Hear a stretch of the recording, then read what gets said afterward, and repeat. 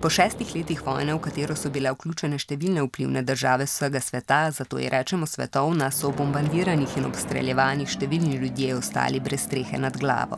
Vojna je zahtevala več življenj civilistov kot vojakov, tudi v koncentracijskih taboriščih. Primanjkovalo je hrane. Druga svetovna vojna se je začela 1. septembra 1939 z napadom nacistične Nemčije na Poljsko. Na območju današnje Slovenije pa so se boji začeli 2 leti kasneje. Različne države po svetu so se priključile eni od 2 skupin držav, ki so se spopadale.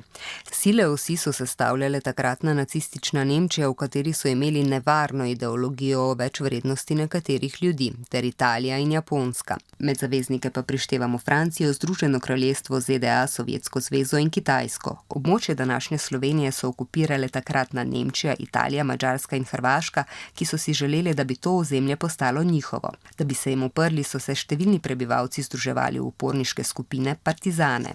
Italiji in Nemčiji je šlo v tej vojni vedno slabše. Nemčija je vzhoda napadala Sovjetska zveza, ki so se je pridružile različne uporniške skupine.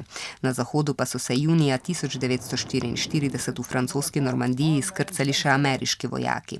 Temu izkrcanju rečemo dan D. Nemčija je bila obkoljena, aprila 1945 pa se je začela bitka za Berlin.